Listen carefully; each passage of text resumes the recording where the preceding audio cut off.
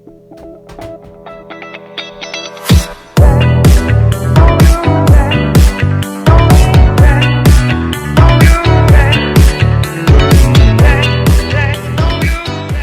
recently made an alleyway MOC which was compatible with the LEGO Modulars, and I liked building it so much, it was interesting compared to what I normally build, so I built this MOC, which is a dojo and a comic book store. It took me about 4 hours in total to build the entire thing. Designing it was an extreme pain, but at the same time, it was extremely fun. I had to make this a 16 by 32 modular because I don't have enough pieces to make a full-size modular, which is perfectly fine. I like having the challenge of incorporating as many details as I possibly can into the smallest space possible. And in case you're wondering, I do destroy these immediately after I make a video on them, not because I don't like it, but because I need to use the pieces to build something else. Starting off at the bottom, there's a very simple build for a bus stop. It is just a bench and a sign, but the sign has a unique printing. I don't know what set it came in, but it looks really good. Behind that is a simple, subtle entrance to the comic book store, nothing to draw too much attention to it. It has some flowers and windows inset by half a stud, a small entrance with some wooden beams,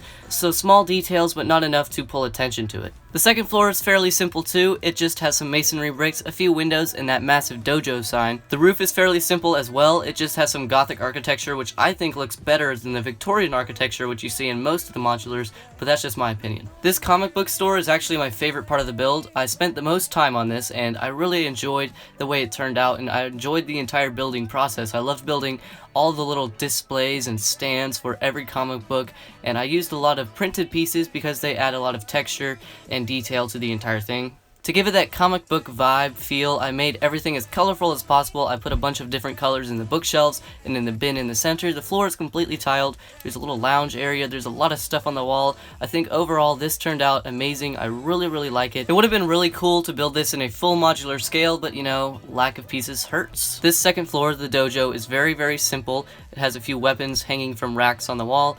It's very open, and that is because, you know, you gotta do a lot of taekwondo, jujitsu, kung fu, whatever you do in here, and there's not enough detail I can put into it without making it feel too cramped, so it's very simple. Well, that is pretty much it for this MOC and this video. If you enjoyed, make sure you share your support down below by leaving a like, and if you're new to this channel, make sure you subscribe because I post MOC videos all the time.